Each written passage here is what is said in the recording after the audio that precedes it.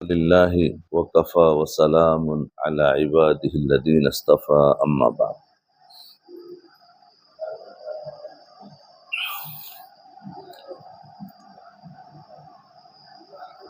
محترم علماء کرام، ائمہ اعظام، حفاظ کرام، دیکھو یہ ساری کی ساری ذمہ داریاں ہیں. اللہ تعالیٰ نے ہم سب کو یہ ذمہ داری عطا فرمائی. جو جس کام میں کر رہا ہے وہ اس کام کا ذمہ دار ہے. خصوصاً اللہ تعالیٰ نے علماء کو جو مدرسے سے پڑھے ہوئے ہیں یہ وارثین نبی ہے، وارثین نبوت ہے. وراثت میں صرف علم حاصل کرنا نہیں ہے، وراثت میں علم حاصل کرنا بھی ہے، اس علم پر عمل کرنا بھی ہے، پھر تزکیہ کرنا بھی ہے اپنا، اور پھر دوسروں کا تزکیہ کرانا بھی ہے. یہ ساری وراثت کے اندر ہے. ہم نے کچھ لے لیا، کچھ چھوڑ دیا. وراثت میں سے پوری چیزیں لیں گے جب ہم صحیح معنوں میں نبی کے وارثین گنے جائیں گے. اگر تھوڑا لے لیا، تھوڑا چھوڑ دیا تو ہمارے پاس ادھورے ہیں. ادھوروں سے کام نہیں ہوتا ہے. اللہ کے رسول صلی اللہ علیہ وسلم جو علم لے کر آئے ہیں اس علم کے اندر علم ظاہر بھی ہے اور علم باطن بھی ہے. علم ظاہر کتابوں سے سیکھا جاتا ہے، علم باطن سینوں سے سیکھا جاتا ہے. سینہ بسینہ نکلتا ہے. اس کے لیے کتاب کام نہیں دیتی ہے بلکہ صحبت کام دیتی ہے. اس لیے قرآن میں جگہ بجگہ فرمایا، صحبت صالحین فرمایا.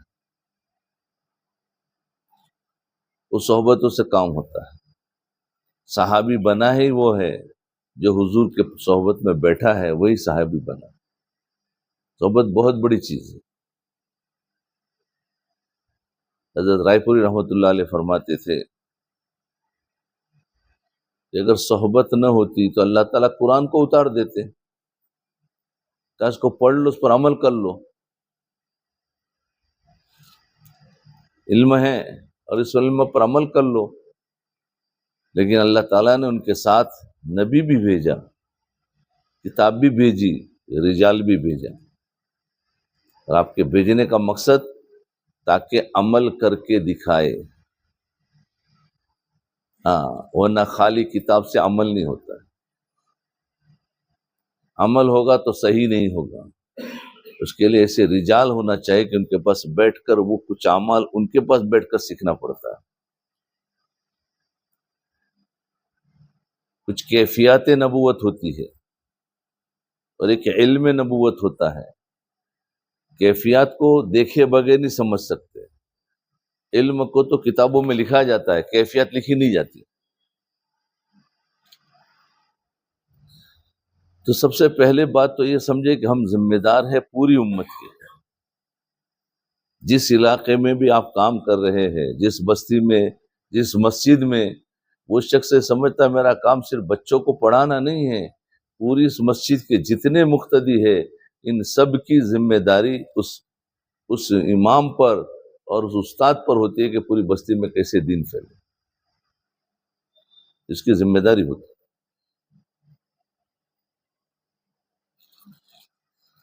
اور اس ذمہ داری کو اگر پوری کریں گے تو اللہ تعالیٰ اس کے ذریعے سے دین پھیلائیں گے، ہماری حفاظت فرمائیں گے اور آخرت میں کامیابی ملے گی. تمام نبی ذمہ داری لے کر آئے ہیں اور تمام نے ذمہ داری پوری کر لی. ہے کوئی نبی کہ جس سے اپنی ذمہ داری پوری نہ کی؟ تمام نبی آئے، ذمہ داری پوری کر لی، لیکن اس میں کامیابی کہ لوگ ایمان میں داخل ہو، لوگ سدھر جائے، لوگ نمازی بن جائے، یہ ہمارے ہاتھ میں نہیں.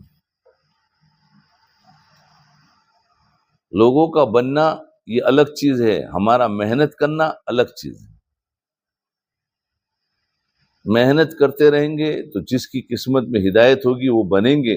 نہیں ہوں گی اللہ بعد میں ہدایت ان کو دیں گا، کوئی 2 سال کے بعد، کوئی 5 سال کے بعد، کوئی 10 سال کے بعد، کوئی 20 سال کے بعد، ہدایت سب کی الگ الگ لکھی ہوئی ہے۔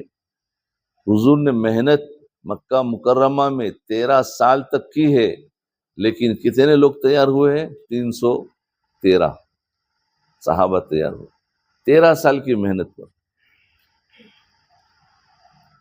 تو یہ دیکھو ہدایت نہیں تھی، لیکن جب مکہ فتح ہوا ہے،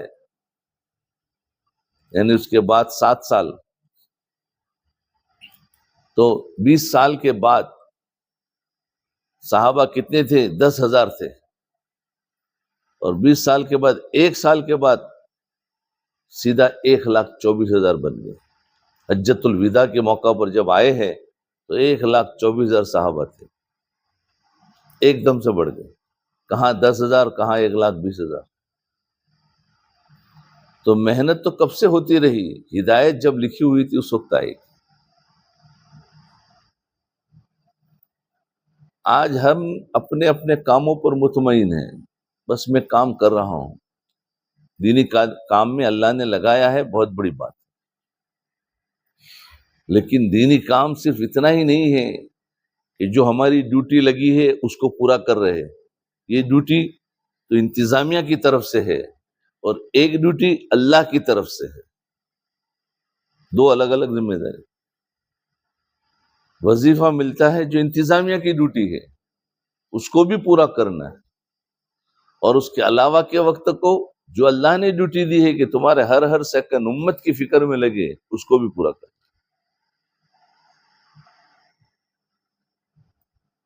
اگر ہم نے اس کو چھوڑ دیا، بولے میرا کام تھا، میرا پڑھانا، پڑھا لیا بس، اس کے بعد کچھ نہیں، تو گویا ہم وراثت نبوت کا حق ادا نہیں کر رہے ہیں، بلکہ صرف اپنے وظیفے کا حق ادا کر رہے ہیں جو انتظامیہ تھا۔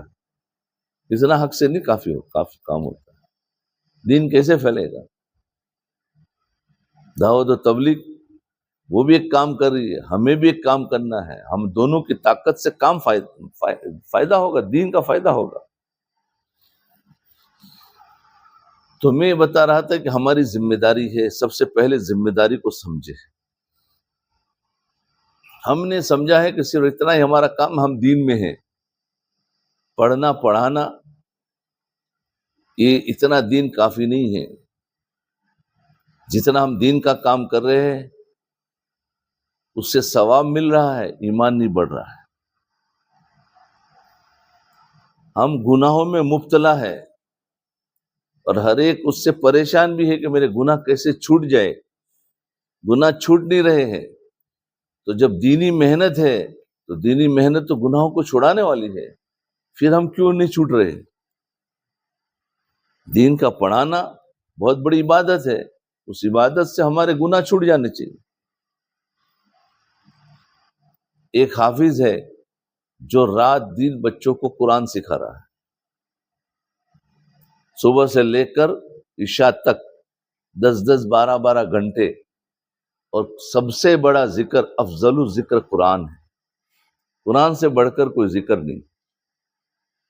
اب آنکھوں سے قرآن دیکھ بھی رہا ہے 12 گھنٹے تک، زبان سے پڑھ بھی رہا ہے، اور کانوں سے سن بھی رہا ہے، تو زبان، کان اور آنکھیں اس کے ہر وقت قرآن میں مشغول ہے، اس کے باوجود بھی اس سے گناہ ہو رہے۔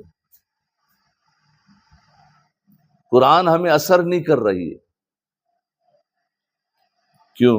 اتنا بڑا کام، اتنا بڑا عبید تو کوئی بن نہیں سکتا جو قرآن اس طریقے سے پڑھاوے، وہ تو بہت بڑی عبادت کر رہا ہے، تو اس کو تو ولایت کے کون سے درجات ملنے چاہیے، لیکن یہ بیچارہ 25 سال سے قرآن پڑھا رہا ہے، اس کی زندگی وہیں کے وہیں ہے۔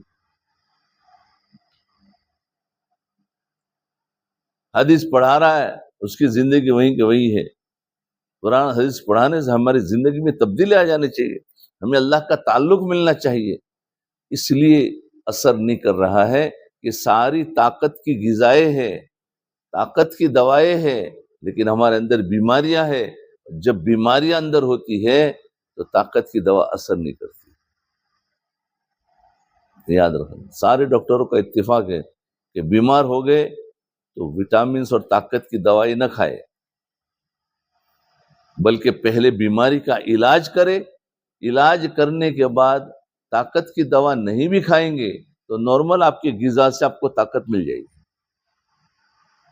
نارمل مل جائے گی۔ آج ہم اپنی اس بیماری کا علاج جو ہمارے اندر ہے، ہم اور دوسرے وظائف شروع کر دیتے ہیں، اور پتہ نہیں کیا کیا، ہر ایک نے اپنا اپنا وظیفہ ڈھونڈ لیا ہے کہ مجھے اللہ کا تعلق مل جائے۔ لیکن دوستو، بیماری کا دور کرنا ضروری ہے۔ بیماری ہر ایک کے اندر ہے، کوئی نہیں کہہ سکتا میرے اندر بیماری نہیں۔ کیوں؟ ہم پیدا ہی ہوئے بیماری کی حالت میں، ہم نے اس کا علاج نہیں کرایا، ہم نے تو صرف علم پڑھا ہے مدرسے میں جا کر، ہم نے تو صرف قرآن حفظ کیا ہے، بیماری کا علاج کہاں ہوا؟ حافظ بن گئے، قرآن سینے میں ہے، قرآن تو گناہوں سے بچانا چاہیے، لیکن وہی قرآن ہے اور انسان گناہوں میں مبتلا ہے، بد نظری مبتلا ہے، بد کلامی میں، حب جاہ میں، حب مال میں، پتہ نہیں موبائل کے کون سے گناہوں میں، ہم سب مبتلا ہیں۔ اور ہر ایک کا اندر کا ایمان ہے، وہ چاہتا بھی ہے میں غلط کر رہا ہوں، میں کیسے بچوں، لیکن بیچارہ بچ نہیں پاتا، اس کو راستہ نہیں مل پاتا، تو اس کا علاج کرانا ضروری ہے۔ کوئی نہیں کہہ سکتا کہ میرے اندر بیماری ہے، میرے اندر ابھی تک بیماری ہے، میں اپنا علاج کر رہا ہوں، کامل نہیں بنا، ابھی علاج کر رہا ہوں، علاج چل رہا ہے۔ یہ علاج منٹوں کا اور مہینوں کا نہیں ہے، یہ علاج برسوں کا ہے، برسوں لگے رہیں گے جب جا کے ہمارا علاج ہوگا۔ تو ہمیں بیماری کا علاج کریں گے تو کچھ بھی وظیفہ نہیں پڑھیں گے، صرف قرآن کی ایک پارے تلاوت کریں گے، ایک تسبیح خالی صبح شام کی پڑھیں گے، اللہ تعالی ہمیں اپنا تعلق دے دے گا۔ پہلے اتنا زیادہ پڑھتے تھے کچھ نہیں ملتا تھا، اب کم پڑھا، کیونکہ اب جو کم پڑھا ہے وہ صحت کے ساتھ پڑھا۔ اللہ تعالیٰ صحت والے عمل کو پسند فرماتے ہیں، بیماری کے ساتھ ہم کر رہے ہیں تو اس پر ثواب ملتا ہے، اللہ کا نام تو لیں گے، اللہ کے نام اللہ تعالیٰ ضائع نہیں کرتے ہیں، ایک ہے ثواب کا ملنا اور ایک ہے ایمان کا بڑھنا۔ ہم جو محنت کر رہے اگر محنت کرتے رہیں گے ایسے ہی تو ثواب مل رہا ہے، لیکن اتنا ثواب مل رہا ہے اتنا جا بھی رہا ہے، اس سے زیادہ جا رہا ہے، کہیں بد نظری کے راستے سے، کہیں بدگمانی کے راستے سے، اور کہیں چیزوں کی محبت کے راستے سے۔ یہ سارے راستے وہ ہے کہ جہاں سے پھر ہماری نیکیاں بھی جا رہی ہیں۔ ہمیں تو ایمان بنانا ہے، یاد رکھنا، دعوت و تبلیغ کی محنت بھی ایمان بنانے کے لیے دی ہے، لیکن لوگ عابد بن گئے، ایمان والے نہیں بنے۔ ایمان سکھایا جاتا ہے، ایمان کیا ہے یہ سمجھے۔ جب ایمان بنتا ہے تو ایمان کی خاصیت ہے کہ اس کے اندر سے جتنے گناہ ہیں سارے گناہوں کو ایک ایک کر کے ڈیلیٹ کر دیتا ہے، مٹا دیتا ہے، ایک ایک کر کے گناہوں کو مٹا دیتا ہے۔ جی، گناہوں کی خاصیت، ایمان کی خاصیت ہے کہ گناہ کیا کرتا ہے، مٹا دیتا ہے۔ ایمان ہو اور گناہ ہو یہ ہو نہیں سکتا، یاد رکھ۔ صحابہ کے پاس ایمان تھا، صحابہ کے تمام معاملات، معاشرت، اخلاق، عبادات، ایمانیات سب پاکیزہ تھے، کہیں ایسی چیز نہیں ہے جہاں ان کو انگلی اٹھا سکیں۔ ہم وارثین نبوت ہے، ہماری زندگی ایسی پاکیزہ ہو کہ کوئی ہمارے پر انگلی نہ اٹھا سکے، ایسی زندگی بنانی ہے۔ جب تک ایسی نہ بنے تب تک سمجھتے رہو میں کچھ بھی نہیں ہوں۔ ایسی زندگی بناؤ کہ انگلی کوئی نہ اٹھا سکے اور کہے کہ نہیں، اس آدمی کی زندگی بہت صاف ہے، اس کو میں نے ہر طریقے سے آزما لیا ہے، اس کو ہر طریقے سے دیکھ لیا ہے، لیکن یہ معاملات میں صاف ہے، عبادات میں صاف ہے، اس کو جتنا ستایا جائے اتنا یہ نرم ہوتا ہے، اتنا یہ معاف کرتا ہے۔ یہ سارے اخلاق ہمارے اندر آنے۔ ارے سمجھ میں آ رہی؟ بری تو نہیں لگ رہی؟ ہاں، اس لیے جو کام کر رہے ہیں یہ تو سمجھو ہماری ضرورت ہے، مقصد جو ہے وہ میں بتا رہا ہوں. جب ہم ایسے بنیں گے وارثین نبوت کی طرح تو پھر لوگ ہماری باتوں کو مان کر ہمارا ساتھ دینے کے لیے تیار ہو جائیں گے. آج ہماری زندگی بگڑ گئی.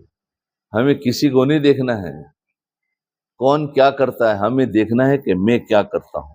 ہمارے پاس پڑھنے کے زمانے میں، پڑھانے کے زمانے میں بہت ٹائم مل رہا ہے، بہت ٹائم مل رہا ہے، اور وہ سارا ٹائم کہاں خرچ ہو رہا ہے وہ آپ ہی زیادہ جانتے ہیں. موبائل کے ساتھ استعمال ہو رہا ہے، ہماری سوچ فوراً گندی ہو جاتی ہے، اور پتہ نہیں کیا کیا خیالات آتے رہتے ہیں. جہاں تک خیالات آتے ہیں تو وہاں پر پکڑ نہیں ہے، لیکن یہ خیالات پر عمل ہو جائے گا تو پکڑ شروع ہو جائے گی. یہ ہماری زندگی ہے. اس زندگی سے ہر انسان پریشان ہے، لیکن سوچتا ہے علاج کیسے کرا، اس کو راستہ نہیں مل رہا. اس کے لیے فرمایا اس کا علاج کرنے کے لیے اللہ تعالیٰ نے رجال اللہ پیدا فرمایا. جہاں کتاب اللہ ہے تو وہاں رجال اللہ بھی ہوں. رجال سمجھے؟ رجال خالی آدمی کا نام نہیں ہے. رجال اللہ جس کو شریعت رجال کہتی ہے وہ ہے جن کی زندگی میں پورا پورا دین ہے، وہ رجال ہے. رجال لا تلہیہم تجارت ولا بیع عن ذکر اللہ. جب انسان رجال بنتا ہے تو اس کو تجارت اس کی دنیا نہیں ہوتی ہے، اس کی تجارت بھی دین بن جاتی ہے، اس کا کھیل کود بھی دین بن جاتا ہے جب وہ رجال بنتے ہیں. پھر اس کا ہنسنا بھی دین ہے، اس کا رونا بھی دین ہے، اس کا خاموش بیٹھنا بھی دین ہے، اس کا بازار میں بیٹھ کر خرید و فروخت کرنا بھی دین ہے، اور اس کا پڑھانا بھی دین ہے. ہمارے نزدیک کیا ہے؟ جو مدرسہ پڑھا رہا ہے، جو عالم بنا وہ دین والا ہے، اور جو اسکولز پڑھا اور ڈاکٹر بنا، انجینئر بنا، اور یہ جو کچھ بھی فرمائے دنیا دار ہے. یہ بالکل غلط فہمی ہے. وہ تعلیم دنیا کی ہے لیکن دنیا دار اس سے نہیں بنتا ہے. اگر وہ نیت صحیح کر کے کام کرے گا اور شریعت کے مطابق کرے گا تو اس عالم سے بھی زیادہ اچھا دیندار ہوگا. آج لوگ کہتے ہیں ہمارے بچے کو عالم بنانا ہے. میں نے کہا عالم بنانا ہے یا دیندار بنانا ہے؟ میں نے کہا دیندار کی قیمت ہے، عالم کی قیمت نہیں. عالم بھی ہو اور دیندار ہو تو نور علی نور ہے، لیکن دیندار ہے اور عالم نہیں ہوگا تو بھی اس کی مغفرت اور کامیابی پوری پوری ہوگی. دیندار بننا ہے، کیونکہ ضرورت کا علم تو پوچھ پوچھ کر مل جاتا ہے. تو دیندار ہر بن سکتا ہے. عصری تعلیم حاصل کرنے والا بھی دیندار بن سکتا ہے، ایک عالم بھی دیندار بن سکتا ہے. اس لیے علم پر مغفرت نہیں ہے، دینداری پر مغفرت ہے. اور دینداری عمل کا نام ہے کہ جتنا ہم نے پڑھا ہے اس پر ہمارا عمل ہو. جو کتاب فضائل کی کتاب میں پڑھا جائے اور ہماری زندگی دیکھتا جائے بالکل ویسا ہی ہو. کہیں نہ جیسے کہ اس حدیث پر آپ کا عمل نہیں. اتنا کام باقی ہے ابھی ہمارا. آج کتابیں پڑھو تو کہتے یار میری زندگی تو ایسی ہے ہی نہیں. ایک ایک حدیث پڑھو، اپنی زندگی ایسے بناؤ کہ جو بھی کتاب اٹھا کر پڑھ لی جائے کسی کے بیانات ہو کیسا بننا ہے میں ویسا ہی ہونا چاہیے. ارے بننا ہے کہ نہیں بننا؟ آپ کہتے ہو کہ ہم جہاں وہیں خوش ہے، ہمیں یہ ساری چیزیں نہیں چاہیے، تو بہت بھاری بھاری باتیں بتاتے ہیں. یہ بھاری نہیں ہے، یہ سارا فرائض ہے. یہ بھی یاد رکھے، طلب العلم فریضۃ علی کل مسلم، ہے کہ نہیں؟ یہاں جو علم کا لفظ آیا ہے، شریعت جب علم بولتی ہے تو اس علم سے علم کامل مراد ہوتا ہے. اور علم کامل کب ہوتا ہے؟ جب اس میں ظاہری علم اور باطنی علم دونوں ہو تو علم کامل. تو یہاں طلب العلم فریضۃ، تو علم کا سیکھنا جیسے ظاہر کا فرض ہے ایسا باطن کا سیکھنا بھی فرض ہے. جس کو ہم نے چھوڑے ہوئے ہے وہ فرض چھوٹ گیا ہے، وہ نفل نہیں ہے. اس کو ہم سمجھیں گے نہیں سیکھیں گے تو کیا ہوگا؟ ارے نہیں سیکھیں گے تو بہت بڑا نقصان ہو. ہاں کتنا سیکھنا فرض ہے اس کے بارے میں علماء فرمایا ظاہر علم اتنا سیکھنا فرض ہے جس سے حلال اور حرام کی پہچان ہو سکے. یہ کہتے ہیں جس سے حلال اور حرام کی پہچان کر سکے. اتنا سیکھنا تو ہر ایک پر فرض ہے. باقی جتنا سیکھنا ہے وہ نوافل کے درجے میں آتا ہے. وہ سیکھوں گے تو بھی فائدہ ہے، نہ سیکھوں گے تو نقصان نہیں ہے. لیکن جتنا فرض ہے جو حلال اور حرام سے بچا سکے اتنا سیکھنا علم فرض ہے. تو باطنی علم بھی اتنا سیکھنا فرض ہے جو ہمیں گناہوں سے بچا سکے، جو ہمیں گناہوں سے بچا سکے. آج ہمارے پاس علم ہے، سچ بولنا چاہیے، جھوٹ بولنا گناہ ہے، لیکن جب عملی زندگی میں جاتے ہیں کہیں نہ کہیں جھوٹ نکل جاتا ہے. آج ہمیں پتا ہے کہ بد نظری کرنا حرام اور گناہ ہے، لیکن جب بازار میں جاتے ہیں کہیں جاتے ہم سے بد نظری ہو جاتی ہے. تو یہ کیا ہے کہ علم ہے، علم پر عمل نہیں. معلومات کی کمی نہیں ہے، حسن ظن رکھنا چاہیے. سب کے پاس علم ہے، لیکن جب وقت آتا ہے انسان بدگمان ہو جاتا ہے. بدگمانی پتہ نہیں کیسے گھس جاتی ہے، پھر بدگمانی کو نکالنا چاہے تو نکلتی نہیں ہے. تو یہ اس پر عمل نہیں ہے. تو علم تو شیطان کے پاس بھی تھا، علم تو یہود و نصارہ کے پاس بھی تھا، لیکن ان کا علم ان کو فائدہ نہیں دیا. ہاں علم تھا، ہمارے پاس علم ہے ہم خوش ہو گئے؟ نہیں. اتنا باطن علم سیکھنا ضروری ہے جو ہمیں گناہوں سے بچا سکے. اس سے زیادہ آگے کے درجات سارے نوافل ہیں، بس گناہوں سے بچا سکے. اس وقت مسلمان ہیں، اسلام نہیں ہے. مسلمان الگ ہے، اسلام الگ ہے. مسلمان ہے، مسلمان کے پاس علم بھی ہے لیکن اسلام نہیں ہے. اسلام سچ بولنے کا نام ہے، اسلام انصاف کرنے کا نام ہے، اسلام حسن ظن رکھنے کا نام ہے. کیا مسلمان کی علامت بتائی حدیثوں میں؟ کیا مومن کبھی جھوٹ نہیں بولتا، مومن کبھی بدگمان نہیں ہوتا، مومن کبھی کسی کو دھوکہ نہیں دیتا. تو معلوم ہوا یہ اسلام ہے.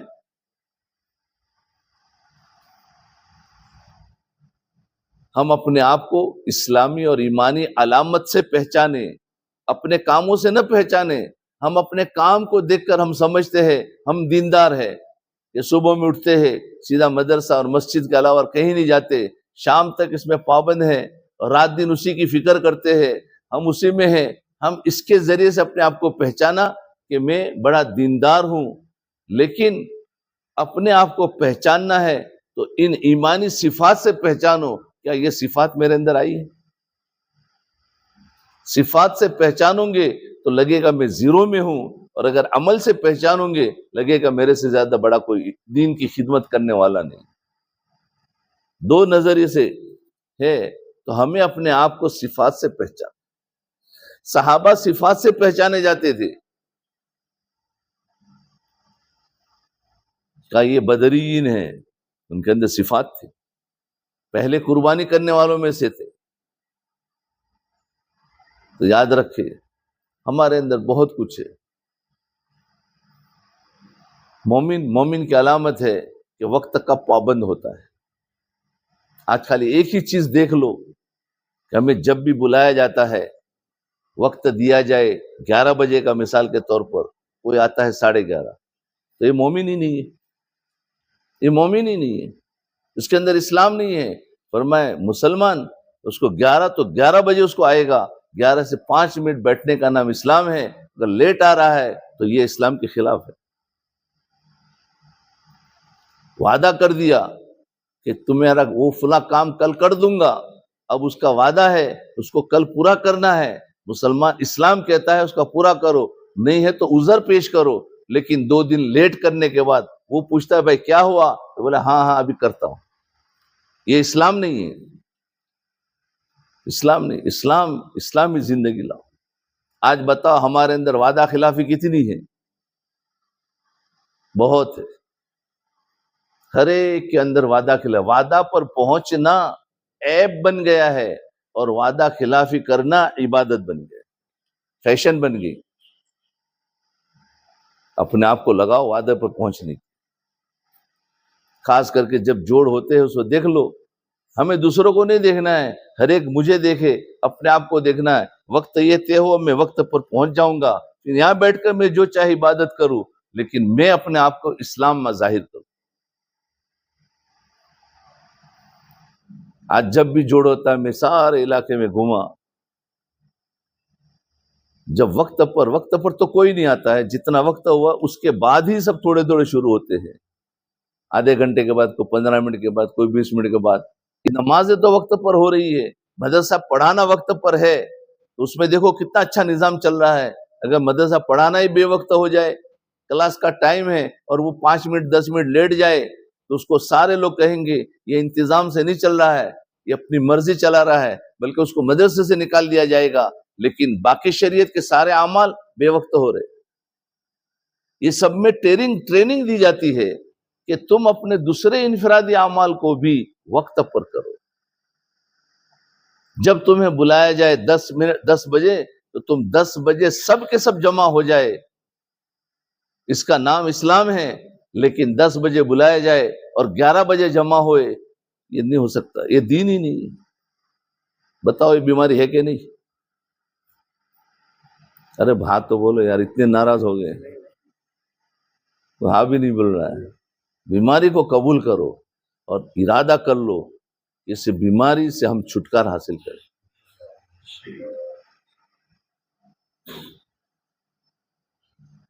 میں ہمیشہ، جسے مجھے وقت دے دیا جاتا ہے بھائی 11 بجے علماء کا، میں نے کہا 11 بجے جا کے بیٹھنا ہے۔ ایک عالم بھی ہوگا تو اس کے ساتھ بیٹھ کے باتیں کروں گا، اور 12 بجے ختم ہے، 12 بجے ختم کرنا ہے، چاہے 5 عالم ہو یا 10 عالم ہو، باقی دوسرا ہے وہ ان کا جانے۔ کیوں؟ وہ کام کے نہیں ہے، انہوں نے بے دینی کا کام کیا، جو وقت پر پہنچا وہ کام کیا۔ یہی عادت میں اس جگہ پر یہی کرتا ہوں، لیکن ابھی تھوڑا ڈھیل دیا ہے، میں دیکھتا ہوں کب تک ہوتا ہے۔ بتاؤ وقت لکھا تھا 10 بجے کا لکھا تھا، پتہ ہے اشتہار میں کتنا لکھا تھا؟ 10 بجے کا، اور اب کتنے بجے ہیں؟ 12 بجے میں بھی پورے علماء نہیں آئے، ابھی بھی ایک کر کے آتا جائے گا۔ میں سمجھاتا ہوں، یہ جو دین سے جو غفلت ہے، وہ سوچے کہ کیا اگر مدرسہ پڑھا رہا ہے تو اس طریقے سے کرے گا تو کوئی قبول کرے گا؟ کیا نمازوں میں اس طریقے سے کریں گے اس کی ترقی ہوگی؟ کوئی نماز کبھی جماعت کے ساتھ پڑھا، کبھی جماعت چھوڑ دیا، کبھی اول وقت پڑھا، کبھی آخری وقت پڑھا، ایسی نماز پڑھے گا تو نماز تو ہو جائے گی، لیکن اس کے ایمان کی ترقی ہوگی؟ ایمان کی ترقی نہیں ہوگی۔ کیوں؟ کہ ایمان کی ترقی چاہتے ہو تو فرمایا جماعت کا جو وقت ہے اسی کے پابند ہو جاؤ، پڑھتے رہو، اس سے ایمان کی ترقی ہوتی ہے۔ کیوں؟ اس میں نفس مرتا ہے اور اس میں نفس زندہ ہوتا ہے۔ تو اسے جب ہمیں انفرادی بلایا جائے، یہ بھی تو دین کا کام ہے، اس میں بھی وقت پر پہنچنا، یہ بھی ایک شریعت ہے، لیکن اس کو ہم اپنے انفرادی اعمال میں تو کبھی کوئی وقت نہیں۔ جب یہ اجتماعی کام ہے، اس میں جب بلایا گیا ہے، اب یہ اپنے انتظام سے ہٹ کر ہے، کبھی کبھی اس کی ضرورت پڑتی ہے، تو اس میں کہا یہ تو ہمارا وقت ہے، ہمارے وقت میں ہم جب چاہے پہنچ جائے، نہیں۔ جب ایک بات طے ہو گئی ہے اس کو وقت پر پہنچنا چاہیے۔ سارے علاقوں میں گیا، کوئی بھی وقت پر، اس کا اتنا افسوس ہو رہا ہے کہ اب اس سے پتہ چل جاتا ہے کہ ان کے اندر دینداری کتنی ہے اور یہ آگے امت کا کام کیسے کریں، کیونکہ وقت پر پہنچنے میں مجاہدہ ہوتا ہے اور بے وقت پہنچنے میں نفس راضی ہوتا ہے، نفسانیت والی زندگی ہے۔ تو ہمارا نفس بھی بہت موٹا ہے، تو باطن علم جب سیکھیں گے تو اس میں تزکیہ ہوگا نفس کا۔ یہ نفس کی برائی کی علامت ہے، اور یہی نفس ہمیں گناہ بھی کرا رہا ہے، یہی نفس ہمیں لیٹ بھی لا رہا ہے، یہی نفس ہمیں کبھی حاضر بھی نہیں ہونے دیتا مجلس میں۔ کبھی کیا ضرورت ہے بھائی، وہ تو پتہ ہے اتنا بیان ہوگا، وہ بیان کیا دیں گے وہ بھی ہمیں پتہ ہے، ایسا کر کے انسان چھوٹ جاتا ہے۔ میں اپنے دل کا درد آپ کو بتا رہا ہوں، یہ ساری باتیں یاد رکھنا۔ شاید آپ کو بات سمجھ میں نہ آوے، لیکن اور بڑی عمر ہونے کے بعد شاید سمجھ میں آ جائے۔ باقی میں بتا رہا ہوں کہ دین اللہ سے اگر تعلق جوڑنا ہے، ہر کام کو شریعت اور اس کے وقت کے مطابق کرنے کا نام دین۔ تو اللہ تعالیٰ نے ہمیں یہ فرائض کا جو پابند بنایا ہے نا، اس میں ایک سبق ملا ہے کہ میرے بندو، تم جب بھی کوئی کام کرو تو اس کا وقت طے کرو اور وقت پر جمو، اور اس کے لیے تمہیں جو مجاہدہ پڑے سارے مجاہدے برداشت کر کے وقت پر کام کرو۔ یہ سبق دیا ہے قرآن۔ نماز ہمیں بہت سارے سبق دے رہی ہے۔ نماز نے ہمیں اجتماعیت کا بھی سبق دیا ہے کہ آپس میں جڑ کر رہو۔ بتاؤ، نماز میں آئے ہیں، کتنے بھی توڑ والے لوگ ہوں گے، مسجد میں آ کر جڑیں گے کہ نہیں جڑیں گے؟ بولو، رہ گئے نہیں؟ مسجد میں تو ایسا تو نہیں ہے کہ ہر ایک کی مسجد الگ الگ ہے، بلکہ مسجد میں آئیں گا تو میرا دشمن بھی اور میرا دوست بھی میرے ساتھ میں کھڑے ہو جائے گا۔ ایک ہی صف میں کھڑے ہو گئے محمود ایاز، نہ کوئی بندہ رہا نہ کوئی بندہ نواز۔ اس نماز نے ہمیں سبق دکھایا کہ تمہارا آپس میں اختلاف کتنا بھی ہو، لیکن تم آپس میں جڑ کے رہو، کہ کتنا بھی اختلاف ہے صف کے اندر سب جڑ گئے، امام کے ساتھ اتفاق کر لیا سب نے۔ تو یہ جماعت نے ہمیں ایک سبق سکھایا ہے کہ تم آپس میں جڑ کر رہو، اور باہر کی بات تو دور کی بات ہے، صرف علماء کام کرنے والے ان کے دل آپس میں جڑ گئے تو ساری بستی میں دین زندہ ہو سکتا۔ تو اس وقت بے دینی جتنی پھیل رہی ہے، اس کا ذمہ دار کون ہے؟ علماء ہے، ہم سب ہے۔ یاد رکھ، اس کے لیے الگ سے جوڑا کیوں ہے کہ جتنی بستی میں بے دینی پھیل رہی ہے یہ میرا قصور ہے، ہر ایک یہ سمجھے۔ اب ہم اپنے اعتبار سے جتنی محنت ہو سکے اتنی شروع کر دے، اللہ تعالی ہمیں بے دینی کے مٹانے کے والوں میں شمار کر لیں گے۔ یہ جو ہم کر رہے ہیں، مدرسہ پڑھا رہے ہیں، اس کو تو تم ایک طرف نکال دو، یہ تو ہمارا وظیفہ ہے، یہ ڈیوٹی ہے اصل، جس پر ہمیں اللہ نے آزاد جو وقت ہمارا ہے اس میں سے کوئی کام میں لگانا، کہ میں کس طریقے سے دین زندہ ہو جائے۔ آج تو بہت سارے کہتے ہیں ہم صبح سے شام تک پڑھانے میں مشغول ہیں۔ بھائی فرصت کا وقت ہے، اس میں کہاں لگاؤ؟ بیوی بچوں کے تقاضے بھی پورے کرنے ہیں، اور اس طریقے سے امت کے تقاضے بھی پورے کرنے۔ کسی کو بیٹھ کر سمجھانا ہے، کسی کو بیٹھ کر قرآن سکھانا ہے، کسی کو بیٹھ کر کلمہ صحیح کرانا ہے۔ یہ ہم اپنے اپنے اعتبار سے ہر ایک کرے گا تو اللہ اس کو اجر دے گا، اللہ دیکھ رہا ہے۔ اگر یہ وقت اس میں نہیں لگائیں گے تو گناہوں میں جائے گا۔ گناہوں سے بچنے کا طریقہ یہی ہے کہ جہاں ہم اپنے مدرسے سے فارغ ہو دوسرے کام میں مشغول ہو جاؤ۔ نفس کو ٹائم ہی مت دو کہ وہ موبائل اٹھا کر دیکھ سکے، یہاں تک کہ 24 گھنٹہ ہو جائے موبائل کا میسج بھی نہ دیکھا۔ تھکا ہوا ہوگا، میسج جو ضروری اس کا جواب دے دو اور باقی پھر سو جاؤ۔ اس سے موبائل کا استعمال خود بخود کم ہو جائے گا، ورنہ ہمارے گناہ ہمارے اللہ دیکھ رہے ہیں۔ تو میں بتا رہا تھا کہ سب سے پہلے کہ ہمارے اندر بیماریاں ہے، اس بیماریوں کا علاج کرنا ہے تو اللہ والے سے جڑنا پڑے گا، کسی نہ کسی اللہ والے سے بیعت ہونا پڑے گا۔ اس میں سے بہت سارے بیعت بھی ہوں گے لیکن وہ برکتی بیعت ہوئے ہیں۔ یہ سنا ہے بیعت ہونا ضروری ہے، بیعت ہو جاتا ہے۔ بیعت ہونا سنت ہے، اصلاح کرانا فرض ہے۔ اصلاح اصل کراؤ، بغیر بیعت ہوئے بھی اصلاح ہو سکتی ہے۔ بیعت اصلاح کے لیے ہے، بیعت برکت کے لیے نہیں ہے۔ اب اس سے بہت ساروں کو سوال آتا ہے کہ ہمارا شیخ تو ہم سے دور رہتا ہے، ہم کیسے اس کے پاس جائے، کیسے اپنی اصلاح کرائے؟ ارے سوال ہے کہ نہیں آپ لوگوں کا؟ سوال پوچھتے نہیں، ابھی ٹائم نہیں ہے سوال جاؤ کہ مجلس رکھنی تھی، آخر میں دیں گے ٹائم، پہلے میں بول دوں پھر کہیں گے سارے سوال کا جواب تو آ گیا، ابھی کوئی رہا ہی نہیں، کیا بولے؟ پھر یہی کہتے ہیں۔ تو یہ ہے کہ یاد رکھے، اصلاح کرانے کے لیے جسمانی قرب کی ضرورت نہیں ہے، قلب سے قلب کو قریب کرنے کی ضرورت ہے، روحانی قرب چاہیے۔ اب روحانی قرب ایسا ہے کہ اس میں شیخ کتنا بھی کلومیٹر دور ہو، ہمارے دل سے اس کا دل تعلق جڑ جاتا ہے۔ ارے جڑتا ہے نہیں جڑتا؟ ہاں جڑتا ہے۔ ایک ماں کا بیٹا امریکہ میں جا کر کما رہا ہے، ماں انڈیا میں ہے، لیکن ماں کا اور بیٹے کا تعلق جڑا ہوا ہے کہ نہیں؟ وہ دل سے بیٹے کو بھولی نہیں ہے، سیکنڈ بھر بھی بھولی نہیں ہے، قرب ہے۔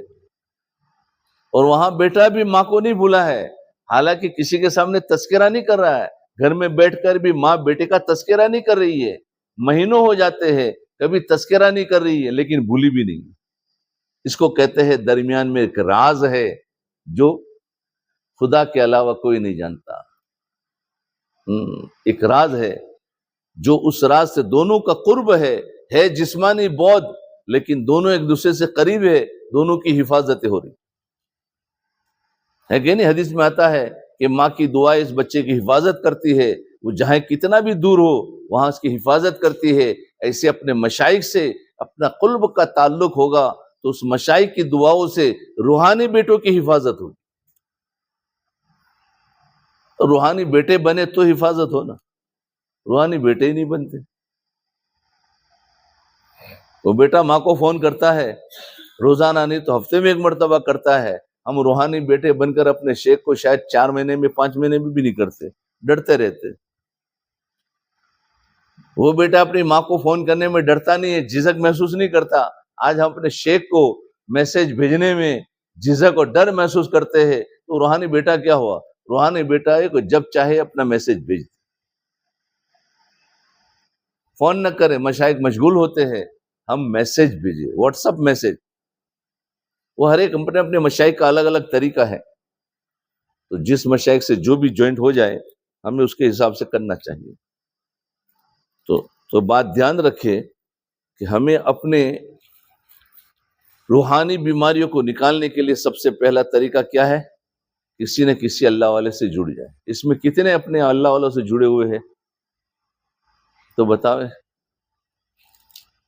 1 2 3 4 5 6، ماشاء اللہ 6 7 جڑے ہوئے ہیں، اور باقی سب ابھی سوچ رہے ہیں کہ ہم جڑیں گے، یا ڈر لگتی ہے۔ صحابہ کا یہ حال تھا کہ پہلے حضور دعوت دیتے تھے تو ڈرتے تھے اور اسلام سمجھ میں نہیں آتا تھا، اور اس کے بعد دھڑا دھڑ اسلام میں داخل ہوئے۔ آج بھی ہم سوچ رہے ہیں کہ اب اس میں کیسے جائیں گے تو پتہ نہیں کیا ہوگا۔ کچھ بھی نہیں ہے دوستو، میں نے صاف صاف بتا دیا۔ یہ میں تصوف کو نہیں کھولا ابھی تک، ابھی تو اس کی اہمیت کو کھولا ہوں کہ اس کی اہمیت کتنی ضروری ہے۔ تصوف تو بہت لمبی چیزیں ہیں، اس کے سمجھنے کے لیے جب اس پر عمل کروں گے اس کے بعد تصوف سمجھ میں آئے گا، لیکن یہ تو اہمیت بتائی کہ کتنا ضروری ہے، اور اس کے لیے اپنے آپ کو جو اصلاح کرانی ہے، اصلاح کرانا فرض ہے۔ اصلاح کے لیے 3 طریقے حضرت تھانوی رحمۃ اللہ علیہ لکھے، جب جا کے ہماری اصلاح ہوگی۔ سب سے پہلا تو محبت شیخ ہو، شیخ کی محبت ہمارے دل میں ہو۔ کتنا بجے ہے؟ 12:30 12:15 بجے۔ ہاں، سب سے پہلے محبت شیخ ہو۔ فرمائے یہ جو معاملہ ہے نا اللہ کے تعلق کا، یہ اپنے اعمال کی کمی برداشت ہو جائے گی، محبت کی کمی برداشت نہیں ہوگی۔ اپنے مشائخ سے ٹوٹ کے محبت ہو، خاص کر کے جس کا شیخ ہے اس کا اپنے شیخ سے اگر ٹوٹ کے محبت ہوگا اس کو ترقی ہو جائے گی۔ لیکن آج ہمارا ایمان اتنا کمزور ہو گیا، شیخ بنانے کے باوجود بھی ہمارے محبتیں نہیں ہوتی، محبتوں میں کمی ہوتی ہے۔ جی، تو محبت بہت ضروری ہے۔ صحابہ کرام کا سب سے بڑا کمال، بڑی بڑی عبادتیں نہیں تھی، لیکن حضور سے ٹوٹ کے محبت کرتے تھے۔ ایسے محبت کرنے والے تھے کہ رات میں سوتے تھے، حضور کی یاد آ گئی، اٹھ کے جاتے، حضور کا چہرہ دیکھتے اور دیکھ کر پھر آ کر سوتے تھے۔ اللہ کے رسول آپ کی یاد آ گئی، محبت میں آپ کو دیکھنے کے لیے آ گئے۔ سبحان اللہ، کیا ان کی تھی۔ اور کوئی تو سوال کر رہا ہے کہ اللہ کے رسول دنیا میں تو ہم کبھی بھی آ کر آپ کو دیکھ لیتے ہیں، لیکن فکر اس بات کی ہوئی ہے کہ جنت میں آپ اپنی جنت میں چلے جاؤں گے اور ہماری جنت تو نیچے درجے میں ہوگی، اور وہاں پر ہمارا دل دیکھنے کو چاہے گا تو ہم کیا کریں گے؟ جب محبت ہوتی ہے تو کیسے کیسے سوالات پیدا ہوتے ہیں۔ اللہ کے رسول نے فرمایا الانسان جس کے ساتھ محبت کرتا ہے ان کے ساتھ ہوگا، المرء مع من احب۔ تم اگر مجھ سے محبت کر رہے ہو تو جنت کا دیدار بھی تمہارے لیے آسان ہوگا، فکر مت کرو، میرے ساتھ ہی ہوں گے۔ یہ تھی محبت۔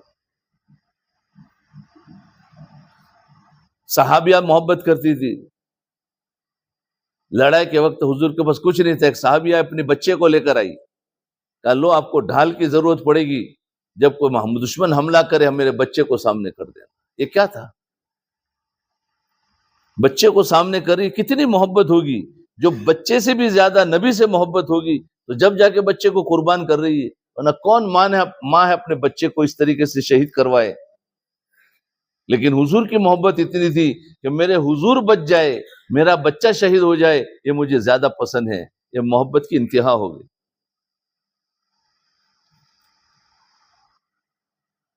اگر حضور کی انتقال یعنی غزوہ بدر کے اندر حضور کی شہادت، غزوہ احد کے اندر حضور کی شہادت کا کسی نے غلط بات اڑا دی تو مدینہ میں کوہرام مچ گیا۔ ایک صحابیہ نکلی کہ میں جب تک حضور کو نہیں دیکھ لوں گی تب تک میں چین سکون سے نہیں بیٹھوں گی، کہ بات سچی ہے یا جھوٹی ہے۔ لوگوں نے بتایا کہ مت جا آگے، کہا پرے ہٹ، سب کو ہٹا دے گی اور آگے نکل دی گئی۔ کسی نے بتایا حضور زندہ ہے، مجھے دکھا دو، مجھے اطمینان ہو جائے۔ اس صحابیات کی محبت تھی۔ تو محبتوں سے کام چلتا ہے۔ آج ہم اپنے مشائخ سے صرف اوپر اوپر کا تعلق ہے، محبت نہیں ہے۔ اس محبت کو مانگے، جی جتنی محبت ہوگی اتنا فائدہ ہوگا۔ اور دوسری چیز جو ہے اطاعت ہے، کہ جو بات بتائی اس پر عمل کرنا۔ صحابہ کرام اطاعت اعلیٰ درجے کی تھی۔ وہ حضور کے پاس جا کر یہ نہیں پوچھتے تھے، حضور نے پوچھ لیا بتاؤ اس کے بارے میں آپ کی کیا رائے ہے، تو کیا جواب دیتے تھے؟ اللہ کے رسول جو حکم دیں گے ہم عمل کرنے کے لیے تیار ہیں۔ اگر پہاڑ سے گرنے کا حکم دے دے ہم اس پر عمل کریں گے، سمندروں میں چھلانگ لگانے کا حکم دے دیں گے ہم اس پر عمل کر دیں گے، ہم اپنی جان اور مال آپ کے لیے وقف کر دیا، ہم تیار ہے۔ اطاعت میں اتنے تیار تھے۔ فرمایا ہم وہ نہیں ہیں کہ موسیٰ علیہ السلام ان کے ساتھی جو تھے ان کے ماننے والے کہتے ہیں موسیٰ تم جاؤ اور تمہارا رب جانے، ہم تو انا ہاہنا قاعدون، ہم تو یہیں بیٹھے رہیں۔ وہ اطاعت میں کمی تھی، وہاں اطاعت نہیں ہوئی تو کام میں نقصان ہوا ہے، اور یہاں اطاعت کامل تھی تو صحابہ سے اللہ تعالیٰ نے دین اور ان کی زندگی بھی نمونہ بن گئی ہمارے لیے۔ تو دوسری چیز کیا ہے بھائی؟ ارے بولو نا، اطاعت۔ جتنا آپ دھیان سے سنو گے اتنا اوپر سے آئے گا۔ یہ کوئی رٹی ہوئی چیز نہیں ہے کہ جو میں آپ کو سنا دوں اور سنا کر چلا جاؤ۔ یہ صرف اللہ کی طرف سے جو باتیں آپ کی طلب پر آ رہی ہے وہی سنا رہا ہوں۔ تو پہلی چیز محبت ہے، محبت میں بھی کمی ہے۔ دوسری چیز اطاعت ہے، اطاعت میں کمی ہے۔ اور کیسی کمی؟ جب بلایا جائے تو کہتے ہیں ہم آتے ہیں۔ جیسے ابھی میں نے مثال دی کہ ہمارا وقت کیا تھا اور ہم کس وقت پر آئے، یہ اطاعت کی کمی ہے۔ اس کو اطاعت نہیں کہتے۔ وقت پر آنے کا نام اطاعت ہے اور بے وقت آنے کا نام نافرمانی ہے۔ ہم اس کو کوئی نافرمانی نہیں سمجھ رہے، یہ بات یاد رکھے، یہ اسی کا نام بے دینی ہے۔ فرمایا جو نماز جماعت کے ساتھ پڑھی جائے وہ اصل اطاعت ہے، اور جو انسان اس کے علاوہ اگر وقت میں نماز پڑھ لی تو اس کا نماز کا فریضہ ادا ہو جائے گا، لیکن وہ حقیقت میں اطاعت نہیں ہوئی۔ حالانکہ وہ کہتا ہے میں نماز تو پڑھ رہا ہوں، ایسی نماز سے اس کی نماز خالی ادا ہوئی ہے، لیکن اس سے نماز سے اس کا ایمانی ترقی نہیں ہوگی۔ اس لیے جماعت کی نماز کا اجر اس لیے بڑھا دیا کہ اس میں انسان نفس مار کر آتا ہے، اور میں اکیلے نماز پڑھوں گے تو ایک نماز کا ثواب جماعت سے نماز پڑھو گے 27 نماز کا ثواب. یہ اجر کس بات کا بڑھایا ہے؟ وہ مجاہدے پر اجر بڑھایا، ذرا مجاہدہ کرا تو اس پر اجر بڑھ جاتا ہے. تو اس لیے تو دوسرا کام کیا ہے؟ اطاعت کے ساتھ چلنا. اس پر بھی بہت لمبی باتیں ہیں لیکن وقت نہیں، اتنا مختصر کہ ہمیں اطاعت کرنا ضروری. جب عمل پر چلو گے تو اس پر باتیں آتی رہے گی. اور تیسرا کام ہے اطلاع کرنا، کارگزاری بتانا. سمجھے نا؟ اس کو کہتے ہیں اطلاع. جو کام کیا ہے اس کی اطلاع کرنا ضروری. صحابہ حضور صلی اللہ علیہ وسلم جتنی بھی جماعتیں بھیجتے، جہاں جہاں بھی کام کرتی، وہاں سے مستقل کچھ دنوں کے بعد ایک آدمی آ کر حضور کو اطلاع دیتا تھا کیا چل رہا ہے. اس سے کیا ہوتا ہے؟ کنیکشن جڑا ہوا ہوتا ہے. اطلاع دینا بند ہو جائے تو کنیکشن کٹ جاتا ہے. کنیکشن کٹ جائے گا تو خدا کی مدد نہیں ہوگی. اس لیے فرمایا اطلاع دینا ضروری ہے. تو آج یہ 3 کام اگر اصلاح جو چاہتا ہے، بیعت ہونے کے بعد یہ 3 کام جو کرے گا اس کی اصلاح ہوگی. اس میں سے ایک بھی چھوٹ گیا تو اس کی اصلاح نہیں ہوگی. تو آج جہاں کہیں بھی گیا بیعت بھی کرنے والے ماشاءاللہ بہت سارے ہیں، لیکن ان 3 چیزوں میں کمی. دیکھو یہ ابھی آ رہے ہیں. اب کہیں گے کہ ہم مجلس میں جڑ گئے تھے، لیکن مجلس کے ختم کا وقت ہے، ختم کا وقت ہے. ان کے پاس بھی میسج پہنچا تھا کہ 10 بجے جڑنے کا ہے، لیکن آئے کب ہے؟ جب مرضی چاہی آ گئے. کوئی شرعی عذر نہیں تھا جس کی وجہ سے لیٹ ہو گئے. شرعی عذر اگر کوئی ہو لیٹ ہو جائے تو معذور ہے، لیکن اگر نفسانی عذر کی وجہ سے کہ نفس نے لیٹ کر دیا، کچھ کام میں لگ گئے، کچھ پریشانیوں میں، تو پھر یہ بے دینی ہے. اب یہ لاسٹ میں تو آئے ہیں، ان کو علماء کی مجلس کا کوئی نفع نہیں ملنے والا، کیونکہ باتیں کچھ نہیں سنی. جو پہلے لوگ آ جاتے ہیں ہمیشہ انہی کو باتوں کا نفع ہوتا ہے، کیونکہ پوری توجہ ان پر ہوتی ہے. بعد میں آنے والے وہ برکتی ہوتے ہیں، آ جاتے. ہماری عادتیں بنی. تو اس لیے میں کہتا ہوں خواص طبقہ جو ہے وہ اپنی عادتوں کو بنا لے گا تو عوام اس کی عادت پر آ جائے گا. عوام کو نہیں کہتے ہیں. یہ خواص جو ہے، جو پڑھا لکھا طبقہ ہے، دینی محنت کر رہا ہے، پورے ضلع میں کام کر رہا ہے، اس کو چاہیے یہ اپنی عادتوں کو سدھار، یہ اپنے آپ کو شریعت کو زندہ کرے، اسلام کو زندہ کرے.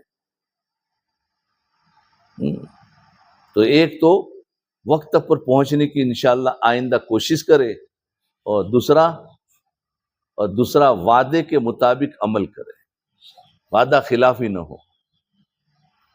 جو تقاضا دیا گیا ہے اس تقاضوں کو پورا کرنے کی محنت کرے. پورا ہو یا نہ ہو اللہ کے ہاتھ میں، اس کی کارگزاری بتا. تو کارگزاری بتاؤ. آپ مکاتب چل رہے ہیں، آپ کے مکاتب کی کارگزاری ہوتی کہ نہیں ہوتی؟ بولو نا. قریوں کی، ضلعوں کی، یہاں تک کہ پورے صوبے کی کارگزاری ہوتی ہے. کیوں ہوتی ہے؟ اس کے ذریعے سے ہر قریہ کا جو مکتب ہے وہ سینٹر سے جڑا ہوا ہوگا تو اس کو فیض مل رہا ہے اور اس کی تمام پریشانیاں دور ہو رہی ہے. تو کیا مکاتب کی کارگزاری تو ہو رہی ہے اور اپنی کارگزاری نہ دے؟ ہم یہ انفرادی بننا ہے تو اپنی کارگزاری نہیں دیں گے تو ہم نہیں بن سکتے. مکاتب کی کارگزاری اگر بند کر دی جائے تو مکاتب کے اندر سے جان نکل جائے گی اور پھر وہ اپنی مرضی کے مطابق پڑھائیں گے اور اس کے اندر سارا نظام خراب ہو جائے گا، جس کی وجہ بستی میں جان نہیں ہوگی. تو اجتماعی کام ہے، اس کے اندر ہم پڑھا بھی رہے، اس کی کارگزاری بھی دے رہے، تو ایسے اپنی انفرادی بھی کارگزاری دینا ہے. انفرادی کارگزاری دیں گے تو پھر ہمیں اپنی ذات کو نفع ہوگا. اس لیے دوستو بزرگوں، بس وقت کم ہے. اتنی باتیں، بہت کچھ باتیں تو یاد آ رہی تھی، لیکن ابھی اتنا ہی عمل کریں. آئندہ انشاءاللہ کبھی ملاقات ہوگی تو انشاءاللہ اور کچھ باتیں بتائیں گے. تو اللہ تعالی ہم سب کو اس پر عمل کی توفیق عطا فرمائے. تو ہر ساتھی اندر سے دل سے جوڑ لے، کوشش کرے کہ مجھے ان سے جڑنا ہے. خاص کر کے اصلاح کے متعلق بہت ساری چیزیں ہیں. بعضے کہتے ہیں کہ شیخ بدل سکتے کہ نہیں بدل سکتے، کیونکہ کسی نے کچھ اپنا شیخ بنا لیا پڑھنے کے زمانے میں، بیعت ہو گئی ممبر سے، فرمایا جو ممبر سے جو بیعت ہوتی ہے نا وہ بیعت عمومی ہوتی ہے، ایسی اگر بیعت ہوئی ہے تو ہر انسان اپنا شیخ بدل سکتا ہے، ایک خصوصی ارادہ کر کے اور سب کچھ طے کر کے اور پھر اپنے شیخ کو بنایا ہے تب اس پر جمے، اس پر جمنا چاہیے، لیکن ویسے ہی عمومی بنا دیا ہے تو انسان اپنے شیخ کو بدل کر پھر جہاں سمجھ میں آئے وہاں کر سکتا ہے۔ تو بہت ساری چیزیں ہیں، اللہ تعالی ہم سب کو عمل کی توفیق عطا فرمائے۔ اور کچھ بات کہنی بھائی؟ کسی کا سوال ہو تو پوچھ سکتے ہیں، خدمات کے تعلق سے کوئی؟ ابھی تو طلباء پر کیسے محنت کرنی ہے اس کی مستقل بات ہے، وہ تو آئی نہیں، مجھے تو ایک ہی مضمون بیان کر دیا۔ آپ لوگ پڑھا رہے ہیں تو بچوں کے ساتھ کیسے، یہ بچے بھی امانت ہے، امانت داری کے ساتھ کیسے پورا کرنا چاہیے، بہت ساری پوائنٹ کی باتیں ہیں، لیکن خیر ابھی کوئی سوال ہو تو بتاؤ اپنی اصلاح کے متعلق، کسی کے دل میں کوئی سوالات ہو یا ہماری باتوں میں کچھ سمجھ میں نہ آئی ہو تو سمجھنا چاہتے ہو۔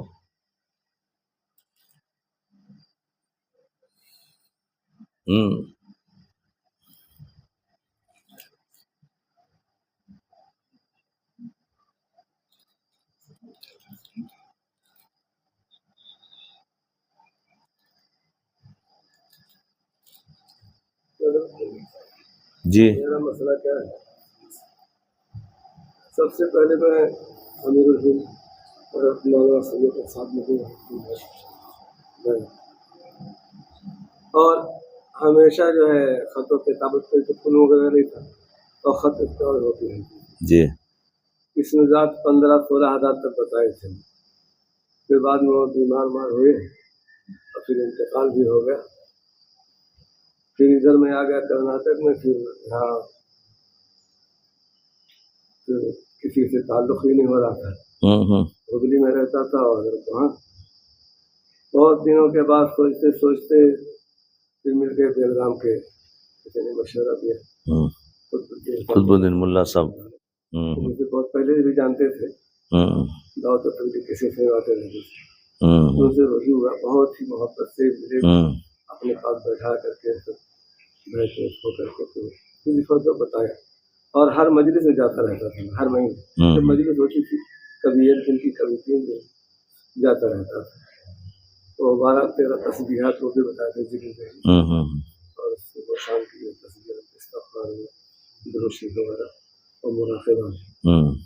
ان کے انتقال کے بعد پھر پریشانی ہوئی، کیا کرنا، حضرت نعمانی آیا کرتے تھے بیلگام میں، تو روم میں گیا حضرت کے پاس جو قیام کیے تھے وہاں بیلگام میں، انہوں نے کہا حضرت پھر تجویز کر دیجیے، تو انہوں نے کہا کہ ایسا کرو مجلس میں جب بیت کے الفاظ پہرائیں گے اسی میں کر لیں، یہ اتنا ہوا ہے۔ پھر انہوں نے بتایا کہ مراقبہ، موت کا مراقبہ اور اضافہ کرنا، اتنا ہوا ہے۔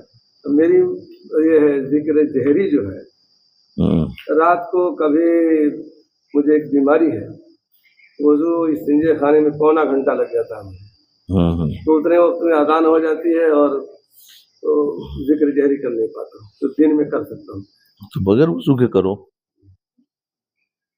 بغیر وضو کے بھی کر سکتے، تو ذکر جہری کے لیے اگر بغیر وضو کے کر سکتے ہیں، بہت دیر ہو جاتی، تو پھر کسی اور کسی اور وقت میں بھی کرو، کوئی ضروری نہیں کہ فجر سے پہلے ہی کرنا ہے، ذکر جہری اپنا عمل ہے اس کو پورا کرو، کسی بھی ٹائم کرو، لیکن وہی بیماری کی وجہ سے پریشان ہو جاتا ہوں، تو ہمت نہیں ہوتی بغیر اس کے کرنے کو، نہیں بغیر وضو کرنے کو ہمت نہیں ہوتی، اچھا نہیں ہمت کر کے کر لو، یہ بھی نفس ستاتا ہے کہ بغیر وضو کے تو مت کر، اور اصل میں چھڑانا چاہتا ہے، لیکن عنوان اس کا اچھا ہوتا ہے کہ بھائی وضو کر، ہاں معذوری ہے، معذوری کے لیے ہم بغیر وضو بھی کر لیں، اللہ نے بھی لکھا اپنے اس میں کیا جو ہے بے وضو بھی کر سکتے ہیں، ہاں عمر کا تقاضا بھی ہے، ہاں سب کچھ ہے۔ تو خیر بہرحال آپ ماشاءاللہ مولانا نعمان سے جڑے، ان کے فیض ملتا رہے گا، چاہے ملاقات نہیں ہوتی ہے لیکن آپ اپنے دل سے متوجہ رہے ان کے دل کی طرف، وہاں سے فیض ملے گا جب تک کہ آپ چلتے رہو۔ ابھی 8 روز 10 روز پہلے گیا تھا، اچھا، حضرت نہیں تھے، کہاں کی مدینہ منورہ گئے تھے، خانقاہ تک گیا نہیں آیا، ان کے داماد تھے، کیا نام ان کا یاد نہیں آ رہا ہے۔ اچھا، تو آپ اپنے حساب سے ابھی کیا دل سے دل کو جوڑے رکھے اور چلتے رہو اور اپنے ذکر و اذکار کرتے رہو، انشاءاللہ تعالیٰ آپ کو مقصد تک پہنچا دے گا۔ ہاں جی بھائی، اور کوئی سوال؟ ہاں، عورتیں بیت ہو سکتی، حضور صلی اللہ علیہ وسلم کے پاس بھی عورتیں آئی مستقل بیت ہونے کے لیے، اللہ کا حکم ہوا فباعہن، ہے کہ نہیں بھائی؟ قرآن کی آیت ہے نا کہ ان سے آپ بیت کرے، ہاں، اور آپ نے بیت کی ان سے۔ عورتیں بیت ہو سکتی ہیں، لیکن عورتیں جب بھی بیت ہوں گی، ابھی فتنوں کا زمانہ ہے، تو اپنے محرم کے ذریعے سے، اپنے محرم کو بھی اس کا پتہ ہو، چاہے شوہر ہو یا والد ہو، اس کے ذریعے سے وہ کو پتہ ہو، اور بعد میں کارگزاری اپنے محرم کے ذریعے سے دے گی، سمجھے؟ محرم کے ذریعے سے کارگزاری، بس اتنا حل ضروری ہے، باقی بیت ہو سکتی ہے، اور عورتوں میں بیت کے کلمات بھی پڑھا دیتے ہیں، بیت ہو جاتی ہے ساری کے ساری عورتوں کے بیان کے اندر، لیکن وہ رابطہ براہ راست نہیں رکھ سکتی، اس میں فتنے کا اندیشہ، اس لیے اپنے محرم اسے کرے، اور محرم وہ کرتی نہیں ہے، اس لیے زیادہ تر وہ محرم ہوتی ہے، وہ محرم کے ذریعے سے یا تو محرم نہیں مانتے، بعض مرتبہ کیا پوچھو، یا محرم بیچارے وہ شرماتے ہیں کہ کیسے پوچھے، تو اس لیے ہم نے محرم کے ذریعے سے کارگزاری بتانی چاہیے، اس کے ذریعے سے ان کو بہت فائدہ ہوگا، وہ بہت عبادت کرتی ہے لیکن ان کو کوئی رہبری نہیں مل رہی۔ ہمارے علاقے میں دعوت و تبلیغ کی زیادہ اہمیت ہے، جی، کچھ الگ ہی سمجھتے ہیں، اس کے لیے کیا نہیں دیکھو، یہ ہمارا انفرادی عمل ہے، دعوت و تبلیغ ہمارا اجتماعی عمل ہے، ہم اگر اجتماعی عمل میں شریک ہو رہے ہیں اور اس سے ہم فارغ ہو گئے، ہمارے پاس ٹائم ہے، تو ہم اپنے انفرادی عمل کریں، اس میں کوئی بھی حرج بھی نہیں ہے، لیکن دعوت و تبلیغ والے ذرا کم سمجھ ہوتے ہیں، جن کو بس کوئی بھی بندہ کوئی ذکر کرتے ہوئے پکڑا جائے تو اس کو تنگ کر دینا، اس کو کرنے نہیں دینا، حالانکہ غلط ہے بھائی، اپنا انفرادی عمل اپنے گھر میں بیٹھ کر کرے یا مسجد میں بیٹھ کر کر رہا ہے، اس کو کرنے دو، اجتماعی عمل میں فرق نہیں پڑنا چاہیے، بس کہ اپنے دعوت اور اسے جو گشت ہے، ملاقاتیں ہیں، وہ بھی ہو رہی ہے، ان کے یہاں تو وہ سارا کرو، اس کے باوجود بھی ذکر کے بیٹھیں گے تو بھی تنگ کرتے، وہ کہنا ہی چاہتے دوسرے الفاظ میں تم سب چھوڑ دو، صرف اتنا ہی کام کرو، تو وہ تو ہم نہیں کر سکتے، وہ ہمارا انفرادی عمل ہے، اور جو بھی ہمیں روکے تو ہم کہیں گے بھائی دیکھو، انفرادی عمل میں آپ وہ مت کیا کریں، ہم اپنا عمل کرتے ہیں، آپ کو حق بھی نہیں ہے آپ روکو کسی کو، میں بازار میں جاؤں تو تم مجھے روکوں گے، میں گھر کے سودا لینے کے لیے جاؤں، میں گھر پہ جا رہا ہوں، میں کچھ بھی عمل کروں، تو اس میں یہ انفرادی عمل ہے، جب آپ کا گش کا وقت ہو اور گش کے وقت گش ہو رہا ہے اور میں ذکر میں بیٹھوں، اس وقت میں تو آپ روک سکتے ہیں کہ بھائی اس عمل میں شریک ہو جاؤں، لیکن ابھی مسجد میں کوئی عمل نہیں، میں بیٹھا ہوں اپنا اکیلا، تو اس لیے اپنا انفرادی عمل ہے، اپنے انفرادی ذریعے سے ہمیں اپنے آپ کو بنانا ہے، اور یہ چیز تو ہوگی، جتنے بھی تصوف میں لگے ہیں اور ذکر اس کا شروع کیا، ان پر حالات آئے ہیں تبلیغ والوں کی طرف سے، میں بھی اس میں سے بہت حالات برداشت کر چکا اور اب بھی کر رہا ہوں، لیکن چلتے رہتے ہیں، میں بھی تبلیغ میں اتنا وقت لگایا کہ اتنا تبلیغ والوں نے بھی اتنا وقت نہیں لگایا ہے، لیکن پھر بھی بس ان کے دماغوں میں ایک بات ہو گئی، وہ سمجھ نہیں، ہاں پہلی صف کے لوگ ہیں وہ سمجھ رہے، اس کے بعد کے جتنے لوگ ہیں اس میں کوئی سمجھدار نہیں، کوئی سمجھدار نہیں، وہ صحیح تبلیغ ہی نہیں کر رہے ہیں، بلکہ اس کے ذریعے سے فتنے پیدا ہو رہے، فتنے یاد رکھے، اتنے فتنے پیدا ہو رہے، گھروں میں ان کی بیویوں سے لڑائی ہو رہی ہے، اولاد نافرمان ہو رہی ہے، وہ پتہ نہیں، اور بس چلے لگا رہے، 4 مہینہ لگا رہے، اس لیے میں تو چاہتا ہوں کہ سارے تبلیغی ذمہ داری کو جمع کرے، ان کو سمجھاؤں، میری محنت کا میدان علماء ہے اور تبلیغی پرانے کام کرنے والے، عوام نہیں، کیونکہ عوام کا کوئی قصور نہیں ہے، عوام تو ان کے ہاتھ پر جو چلے گی تو وہ خود بخود بن جائے گی، یہی 2 طبقے ہیں، تو ان کے اندر بہت ساری بھولیں ہو رہی ہے،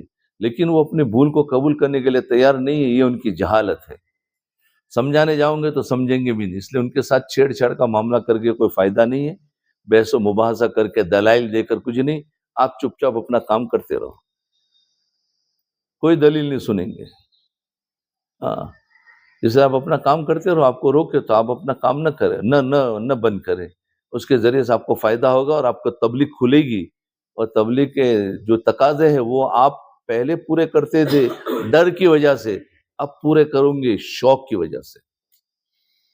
تو ہم ڈر کر کے، ہم تو شوق کر کرے، شوق میں اخلاص ہوگا، اور پہلے تو ڈر ہے تو اس میں تو ریاکاری ہے، تو عمل بھی کر رہے ہیں اور ریاکاری ہو رہی ہے، مل بھی نہیں رہا ہے کچھ، تو اس سے اچھا ہے کہ اسی کو ہم اخلاص کے ساتھ کریں، شوق کے ساتھ کریں۔ میری ذمہ داری ہے، میری ذمہ داری سمجھ کر کروں گا تو وہی اس کام کے کرنے میں الگ آپ کو اجر مل رہا ہے۔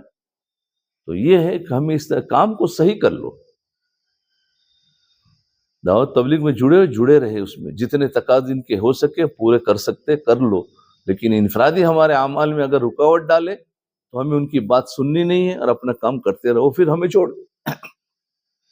ہمیں چھوڑ دیں گے۔ میں نے کئی جگہ پر بھی شکایت آئی، مسجد میں بیٹھ کر ذکر کرتے ہیں تو آ کر ہمیں تنگ کرتے ہیں۔ میں نے کہا کرنے دو، ان کی بات مت مانو، ہاں وہاں اجتماعی عمل ہو رہا ہے اس وقت میں کچھ مت کرو، لیکن اس کے علاوہ مسجد خالی ہے بیٹھے ہیں اور وہ آ کر تنگ کرے تو چپ چاپ رہو، کام کرتے ہو، یہاں تک کہ ہم کو پھر کہنا چھوڑ دیں۔ جی اور کوئی؟ ماشاءاللہ بہت اچھے سوالات ہیں، بتاؤ کچھ۔ ارادہ تو ہوتا ہے لیکن آگے بڑھ کر ہمت نہیں ہوتی، یعنی بیعت کا ارادہ ہوتا ہے، ہاں یہ نفس نے پکڑا ہوا ہے نا اصل میں، اس کا کچھ نہیں، ہمت کر کے ہو جاؤ، کہ نفس جو ہے نا اصل میں ارادہ بھی ہو رہا ہے اور پھر کہتا ہے مت کر، پھر بعد میں تو تکلیف ہوگی، کبھی کبھی ادھر ڈر آتا ہے کہ پھر تو کارگزاری نہیں دے پائے گا، تو ذکر و اذکار نہیں کر پائے گا، پھر فائدہ کیا ہوا تیرا؟ حالانکہ سب دھوکہ ہے، یہ جتنا سمجھا رہا ہے سب دھوکہ ہے۔ اس لیے بہت سارے لوگ کہتے ہیں کہ پھر اگر بیعت ہونے کے بعد اگر ہم نہیں کریں گے تو ہمیں زیادہ سخت عذاب ہوگا، سزا ہوگی۔ یہ سب نفس نے آپ کو نفس نے ڈرا دیا ہے۔ یاد رکھو ایک ہی بات، ہم نے جب سے کلمہ پڑھا ہے تو ہمیں دین پر چلنا ہمارے لیے ضروری ہے۔ اب دین پر نہیں چلوں گے تو گناہ ہو رہا ہے کہ نہیں ہو رہا ہے؟ تو بیعت ہوں گے تو بھی یہ گناہ ہوگا، بیعت نہیں ہوں گے تو بھی گناہ ہو رہا ہے۔ تو پکڑ تو ایسے ہو رہی ہے۔ ہاں بیعت ہونے کے بعد ایک فائدہ یہ ہوگا کہ گناہوں سے بچنے پر طاقت ملے گی، اتنا فائدہ ہوگا، اور نیکی کی طرف آنے میں ہمت ملے گی۔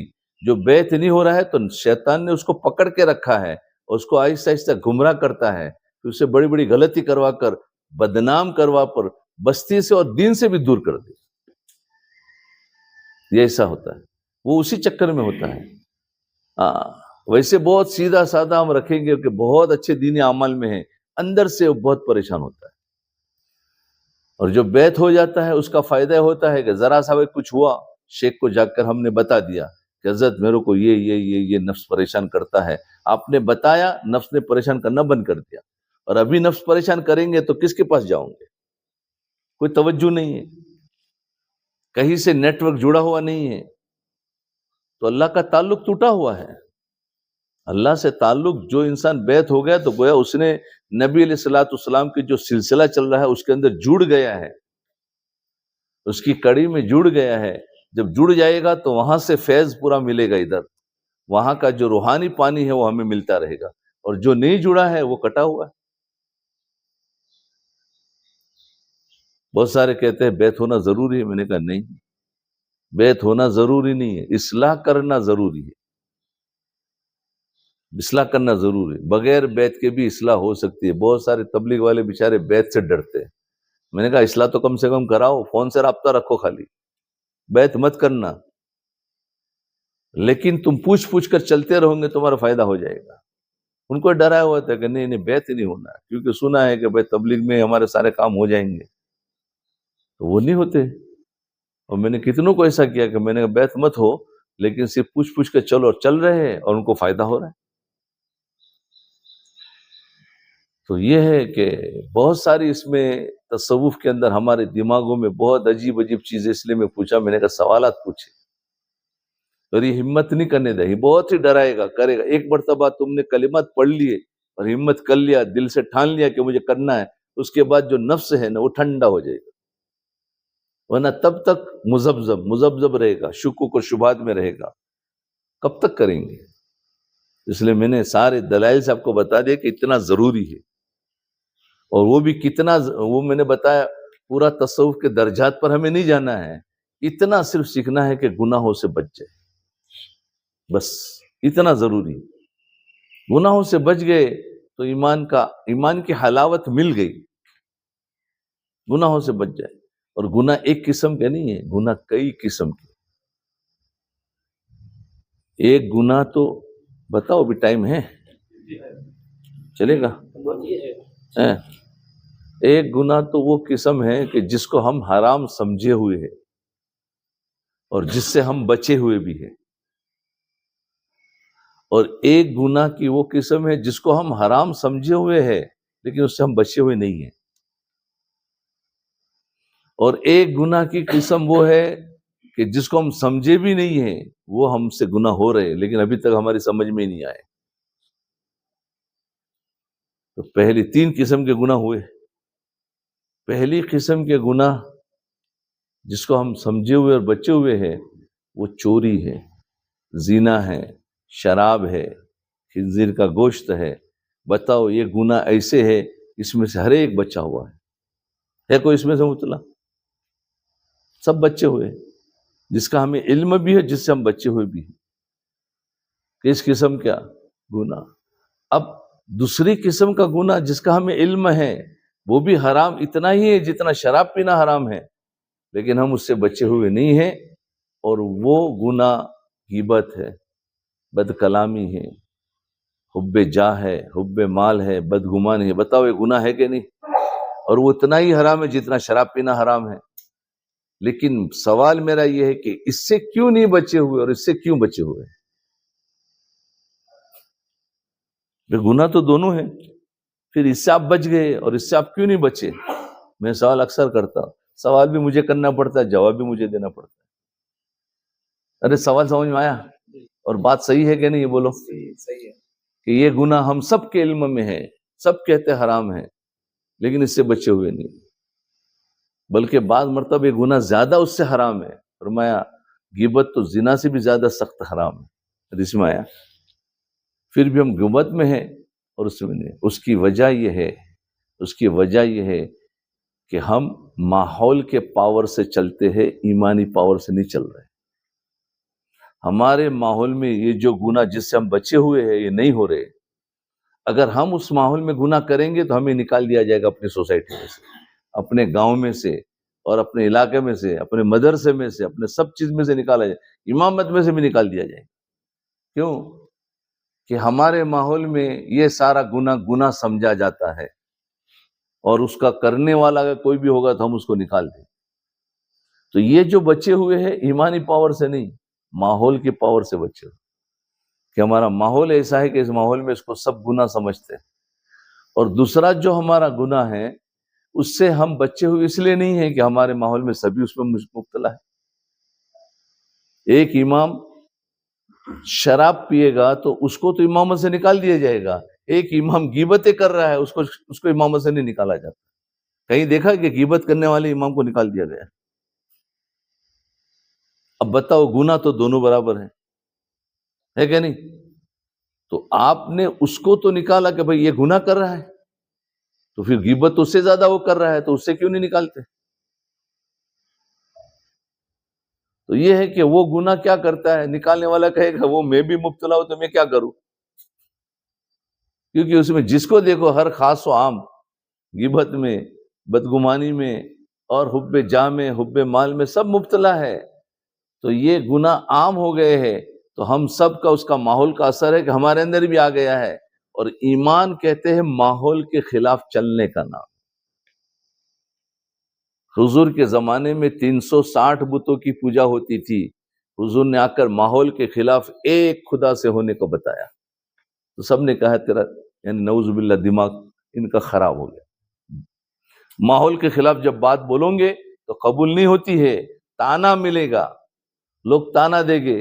آج اگر ماحول کے خلاف وہ آدمی سارے گناہوں سے بچنا چاہے تو ہم ہی مل کے اس کو تانا دیں گے، ارے یار ایسے تھوڑی چلا جاتا ہے، یہ تو بڑا صوفی بن گیا، یہ تو بڑا پاکیزہ بن گیا، ارے ہم ہی تانا دیں گے، ارے دینے والے ہیں۔ حالانکہ سیکھنا چاہیے، یار اس نے بڑی ہمت کی ہے، مجھے بھی ایسا کرنا چاہیے۔ تو بتاؤ ابھی ہم کدھر ہے؟ ہمیں تو اس لیے دنیا میں بھیجا تھا ایمانی پاور سے چلنے والا بنے. تو بتاؤ ہماری دینی محنت کے ذریعے سے ابھی اتنا بھی ایمان نہیں بنا ہے کہ میں ان گناہوں سے بچ سکوں. ہم کدھر کھڑے ہیں؟ کیونکہ یہ گناہ ایمان سے بچ سکتے، ایمان بنے گا تو بچائے گا، ورنہ نہیں. یہ گناہ تو ماحول سے بچ گئے. پہلی قسم کا گناہ جو ہے نا، اس کے لیے ترغیب نہیں دینی پڑتی ہے، اس کے لیے تو ویسے ہی ماحول ہی تمہیں ڈرا کر بچا دیتا ہے. اس لیے ہمارے ماحول میں اگر غیبتیں بند ہو جائے، بدگمانیاں بند ہو جائے، تو پھر اس کا اثر کوئی آ کر ہمارے درمیان میں غیبت نہیں کرے گا. ہمیں دین کی محنت کر کے ماحول کو یہاں تک لے جانا ہے کہ اس بستی کے اندر کوئی غیبت کرنے والا نہ ہو. ہر ایک دیکھو تو تعریف کرنے والا ہے، ہر ایک دیکھو تو اچھا گمان کرنے والا ہے، ہر ایک دیکھو تو معاف کرنے والا ہے. ایسی بستیاں ہمیں بنانی ہیں کہ جس میں سے غیبتیں ختم، موبائل کا استعمال ختم، ایسی بستی بنا.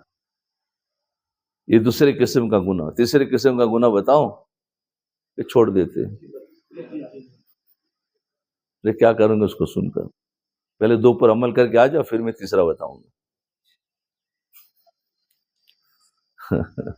تیسرے قسم کا گناہ جو ہے وہ ہمارے عملوں میں ہو رہا ہے. ہمارے عملوں میں ہو رہا ہے جو ہم پر کھلے نہیں ہیں. جب دوسرے قسم کے گناہ سے بچوں گے تو تیسرا قسم کا گناہ اللہ کھول دے گا. پھر اللہ وہ کھولے گا، پھر یہ عمل کر کے روئے گا، عمل کر کے فخر نہیں کرے گا. آج عمل کر کے ہم فخر کر رہے ہیں، ہم تکبر کر رہے ہیں، ہم اپنے آپ کو اچھا سمجھ رہے ہیں، اس لیے کہ ہم نے اس کے اندر ہم نے اپنے گناہوں کو دیکھا نہیں ہے. اور جس دن اس کا ایمان وہ بنا ہے اور وہ اپنے عملوں میں دیکھ لے گا، وہ عمل کر کے روئے گا، عمل کر کے ڈرے گا. اس کے اندر پھر تکبر اور فخر آئے گا ہی نہیں. اس لیے صحابہ کرام سارے بڑے بڑے اعمال کر کے کیوں روتے تھے؟ حضرت ابوبکر رضی اللہ عنہ رو رہے ہیں، حضرت عمر رضی اللہ عنہ رو رہے ہیں، جبکہ جنت کی بشارت ملی ہے، خوش ہونا چاہیے. لیکن وہ اس لیے رو رہے ہیں کہ ان کے جو عمل ہے اعلیٰ درجے کے عمل ہے، اس کے اندر بھی ان کو لگا ہے ما عبدناک حق عبادتی. اصل بات یہ ہے کہ جتنی انسان کو اللہ کی عظمت بڑھے گی، اس عظمت کے مقابلے میں اس کے حکم کو جو ہم نے پورا کیا ہے وہ ہمیں ناقص لگے گا کہ یار میں نے تو صحیح نہیں کیا. اس لیے کر کے وہ روتے ہیں. یہ ہے. تو ابھی اس درجے پر ہمیں جانا ہے، اور ابھی تو ہم کہاں پر پہنچے ہوئے؟ ابھی تو زیرو میں بھی نہیں ہے. تو بچاؤ، گناہوں سے بچنا ضرور. اب یہ جو گناہ میں نے بتایا جو دوسری قسم کے ہے، یہ جب اللہ والوں سے جڑوں گے تو پھر یہ گناہ جو ہے اس سے ہماری جان چھوٹے گی. آہستہ آہستہ سالوں لگیں گے. جب اس سے جان چھوٹے گی، پھر تمہارے پڑھانے کے اندر بھی اچھے سے اچھا پڑھا کر بھی روئیں گے کہ یار میں نے اس میں خیانت کی، میں نے میں نے جیسا حق ادا کرنا چاہیے تھا نہیں کیا. پھر اس کو وہ کھلے گا کہ میرے کلاس کے پڑھاتے وقت میرے مہمان آ گئے تھے تو میں نے 5 منٹ کلاس میں خیانت کر دی. پھر اس پر وہ چیز کھلے گی. اس لیے ہمارے جو مشائخ پہلے گزرے ہیں، ان لوگوں نے 2 قلم رکھتے تھے. مدرسے کی چیز لکھنی ہو تو الگ قلم ہے، اور اپنی پرائیویٹ لکھنی ہو تو الگ قلم رکھتے تھے. 2 چراغ رکھتے تھے. مدرسے کا کام کرنا ہے تو مدرسے کا چراغ، اور اپنے گھر کے اور پرائیویٹ کام کرنا ہے تو الگ چراغ. آج ہمارے کا ایک ہی چراغ سے سب کام کر رہے ہیں. یہ اس لیے کہ ہمارے اندر ابھی تک وہ چیز کھلی نہیں. ارے باتیں تو سنی کہ نہیں سنی آپ نے؟ اس کو کہتے ہیں پھر تقوی. یہ اعلیٰ درجے کا تقوی ہے کہ پھر انسان کہے گا کہ مدرسے میں موبائل کے میسج بھی نہیں دیکھے گا. فرمایا وقت میرا مدرسے کا ہے، اب میں موبائل دیکھوں گا یہ خیانت ہو جائے. انتظامیہ مجھے دیکھنے والی نہیں ہے، اور انتظامیہ کے ڈر سے میں تھوڑی کرنا ہے. ارے میرا خدا دیکھ رہا ہے، تو میرا اتنا وقت اس میں ضائع نہیں کروں گا. موبائل میں دیکھنے میں 5 منٹ چلا گیا، 5 منٹ بچوں کی خیانت ہو گئی، کل کیا اللہ کو کیا جواب دیں گے؟ انتظامیہ تو نہیں پوچھے گی، انتظامیہ ہماری سیلری بھی نہیں کاٹے گی، وہ پورا دے گی، لیکن اللہ کو کیا جواب؟ اس لیے وہ حضرات جو پہلے والے تھے وہ اتنے تقوی والے تھے، کلاس میں اگر دیر سے آئے یا ایسا کوئی آیا اتنے منٹ کو لکھتے تھے، اور پھر پورے مہینے کے بعد اتنے منٹ کا دن بناتے تھے. فرمایا 1 دن کی میری تنخواہ تنخواہ پوری پوری آتی تھی، پھر ایک دن کی تنخواہ واپس کر دی جاتی تھی، فرمایا میں نے اتنی چھٹی کی ہے، آپ کو واپس کرنا۔ اللہ اکبر کبیرہ۔ میرے سمجھ میں آئی؟ یہ سارے قصے پڑھے تھے نا، اب اس کو اپنی زندگی میں لانا ہے، پڑھنے کے لیے نہیں ہے۔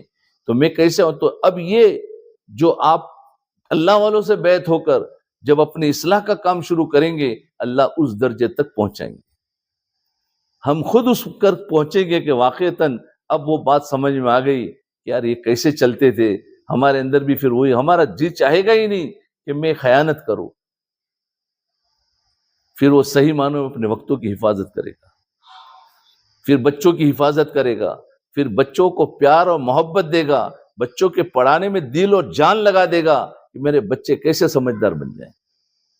ورنہ آج تک کہ میری ڈیوٹی ہے، پڑھا دیا، سبق ہو گیا، ختم۔ اس وقت اتنا نہیں کرے گا، اس وقت کہ نہیں، یہ بچے کل اٹھ کے پوری امت میں کام کرنے والے کیسے بنے، اس کی نیتیں بدل جائے گی، اس کے جذبات بدل جائیں گے، امت کا درد آئے گا۔ پھر یہ ساری چیزیں پیدا ہوگی، جب یہ ایمان بنے گا اس کے بعد پھر ہمارے اعمال کے اندر ہمیں گناہ نظر آئیں گے۔ اللہ تعالی ہم سب کو عمل کی توفیق عطا فرمائے۔ تو بتاؤ بھائی کس کس کو اس میں بیعت ہونا ہے؟ یہ امتحان ہو رہا ہے بھی سب کا۔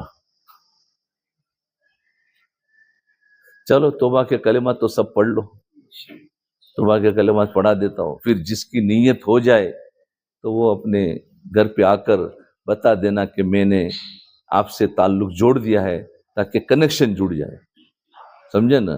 ابھی تو سب کو عام کلمات پڑھا دیے، لیکن ابھی کنیکشن کس کا جڑا ہوا ہے پتہ نہیں ہے، تو انفرادی میں آ کر بتا دینا کہ مجھے آپ سے جڑنا ہے اور آپ سے انشاءاللہ کام کروں گا، نمبر لے لینا، اس کے بعد تعلق رکھنا، انشاءاللہ بہت نفع ہوگا۔ کریں گے؟ ٹھیک ہے۔ بسم اللہ الرحمن الرحیم۔ لا الہ الا اللہ محمد الرسول اللہ، آمنت باللہ وملائکتہ وکتبہ ورسلہ والیوم الآخر والقدر خیرہ وشرہ من اللہ تعالی والبعث بعد الموت، آمنت باللہ کما هو بأسمائہ وصفاتہ وقبلت جمیع احکامہ، اقرار باللسان وتصدیق بالقلب، اشہد ان لا الہ الا اللہ واشہد ان محمدا عبدہ ورسولہ، استغفر اللہ ربی من کل ذنب واتوب الیہ، وصلی اللہ تعالی علی خیر خلقہ وعلی آلہ واصحابہ اجمعین برحمتک یا ارحم الراحمین۔ یہ ہم نے توبہ کے کلمات پڑھ لیے، اس کو کہتے ہیں ہم نے بیعت کر لیا، اس کو کہتے ہیں بیعت توبہ، اس کا نام ہے بیعت توبہ۔ بیعت کئی قسم کی ہے، حیات الصحابہ میں بیعت کا باب باندھا ہوا ہے۔ بیعت اسلام ہوتی ہے، بیعت ہجرت ہوتی ہے، بیعت نصرت ہوتی ہے، بیعت توبہ ہوتی ہے، سب قسم کی بیعت ہے، ساری قسم کی بیعت۔ ابھی اس زمانے میں بیعت توبہ ہی ہے کہ اللہ والے عوام کو اور لوگوں کو اس سے بیعت کراتے ہیں، توبہ کے کلمات پڑھاتے ہیں، تعلق جوڑ، بیعت کہتے ہیں تعلق کا جوڑنے کا نام۔ ایک ارادہ کر لیا کہ ہم اپنی اصلاح آپ کے ذریعے سے کرائیں گے، جب ارادہ کر لیتے ہیں تو اللہ تعالیٰ دل کے اندر سے کنیکشن جوڑ دیتے ہیں جو ہمیں دکھائی نہیں دیتا۔ جیسے آج کل اللہ تعالیٰ نے سائنس کی وجہ سے سمجھنا آسان کر دیا کہ موبائل کے اندر سم کارڈ کا ایک کنیکشن ٹاور سے جڑا ہوا ہے، لیکن دکھائی نہیں دیتا کچھ بھی۔ پہلے کیا وائر ہوتے تھے فون سے، اب وہ نہیں، تو اللہ تعالیٰ نے سمجھنا آسان کر دیا، تو اسے ہی تمام لوگوں کا کنیکشن اللہ والوں سے جڑ جاتا ہے۔ تو اب اس کے بعد کا چند معمولات بتائے جاتے ہیں، انشاءاللہ اس کی پابندی کریں گے تو کام کرنا آسان ہوگا۔ روزانہ قرآن شریف کی ایک تلاوت کر، ایک پارہ، نہیں ہو سکے تو مشغولی ہے تو آدھا پارہ۔ دوسرا کام ہے صبح شام 100 مرتبہ استغفار پڑھے۔ تیسرا کام ہے صبح شام 100 مرتبہ درود شریف پڑھے۔ چوتھا کام ہے مراقبہ کرنا، مراقبہ کا طریقہ بتائیں گے۔ اور پانچواں کام ہے وقوف قلبی کرنا۔ وقوف قلبی کہتے ہیں یعنی چلتے پھرتے اٹھتے بیٹھتے ہمارا دھیان دل کی طرف رہے۔ اور یہ چیز ایسی ہے کہ جو شروع میں آپ کو کچھ سمجھ میں نہیں آئے گی، لیکن چلتے چلتے رابطہ رکھیں گے ہر بات سمجھ میں آئے گی۔ یہ ہے ہی ایسی چیز مراقبہ کہ جس کو اگر ہم سمجھنا چاہیں تو ہمارے عقل میں نہیں آئے گا، کریں گے تو نفع ضرور ہوگا۔ سمجھ میں آنا ضروری نہیں ہے، جیسا بتائے ویسا کرو نفع ہو جائے گا، اصل نفع مقصود ہے۔ تیسرا یہ اور چھٹا کام یہ ہے کہ رابطہ رکھنا، اپنے دل کو مشائخ کے دل سے جوڑ کے رکھنا۔ اس رابطے میں ایک تو دل سے متوجہ رہے، جسم کہیں بھی ہو لیکن دل سے متوجہ ہو۔ دیکھو ہمارے نبی علیہ السلام مدینہ منورہ میں دور ہے نا، لیکن ہم دل سے نبی سے قریب ہے کہ نہیں؟ ہم سب کا دل وہاں سے جڑا ہوا ہے، ہر ایک کا تنہائی میں بیٹھتا ہے نبی سے دل ہر وقت جڑا ہوا ہے، 24 گھنٹہ جڑا ہوا ہے، لیکن دکھائی نہیں دیتا۔ ہم نہ باتیں کر رہے، کچھ نہیں ہے، لیکن دل کا کنیکشن ہے، جس کی وجہ سے نبی علیہ السلام کی روحانیت ہمیں مل رہی ہے۔ ایسے مشائخ کس کے ساتھ اپنا دل جڑا ہوا ہوگا تو انشاءاللہ اس کی روحانیت ہمیں ملے گی۔ تو یہ ہے کہ اتنا انشاءاللہ کریں گے، بس اتنا کام ہے، معمولات کو زیادہ نہیں ہے، لیکن انشاءاللہ توجہ ملے گی، آپ کو نفع بہت ہوگا۔ اور میں نے بتایا 3 طریقے، محبت شیخ، اتباع شیخ اور اطلاع شیخ، 3 بات کا رعایت رکھتے ہوئے کام کریں گے۔ اب انشاءاللہ مراقبہ کا جو طریقہ بھی مراقبہ ہم کر لیتے ہیں، آنکھوں کو بند کر لے اور گردن کو جھکا لے، کر لے، ہم مراقبہ ہی کرتے ہیں۔ کرنا ہے تو اس طریقے سے کرے جو ہمیں یہاں کرا دیا، آنکھوں کو بند کر لے، گردن کو جھکا لے۔ اب نیت کرنا ہے، نیت کو لکھ لیا کریں کہ اللہ کی رحمت آ رہی ہے، میرے دل میں سما رہی ہے، میرے دل سے ظلمت و سیاہی دور ہو رہی ہے، میرا دل کہہ رہا ہے اللہ اللہ اللہ۔ یہ 3 مرتبہ کہنے کے بعد دل کی طرف متوجہ رہے اور دل کی دھڑکن کو سننے کی کوشش کریں، مراقبہ کر لیں۔ اللہ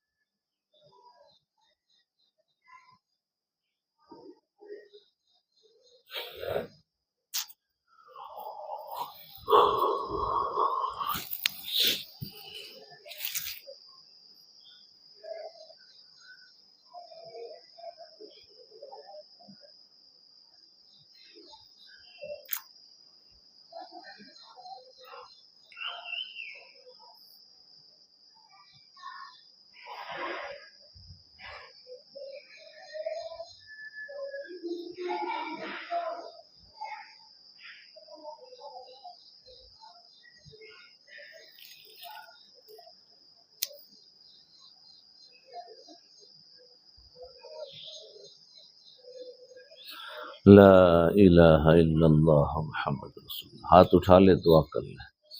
اللہم صلی علی سیدنا محمد وعلی آل سیدنا محمد وبارک وسلم۔ یا احد الصمد الذی لم یلد ولم یولد ولم یکن له کفوا احد۔ ربنا ظلمنا انفسنا وان لم تغفر لنا وترحمنا لنکونن من الخاسرین۔ ربنا آتنا فی الدنیا حسنہ وفي الآخرة حسنة وقنا عذاب النار۔ ربنا لا تزغ قلوبنا بعد إذ هديتنا وهب لنا من لدنك رحمة إنك أنت الوهاب۔ يا مصرف القلوب صرف قلوبنا على طاعتك، يا مقلب القلوب ثبت قلوبنا على دينك، ربنا تقبل منا إنك أنت السميع العليم وتب علينا إنك أنت التواب الرحيم وصلى الله تعالى على خير خلقه محمد وعلى آله وأصحابه أجمعين برحمتك يا أرحم الراحمين.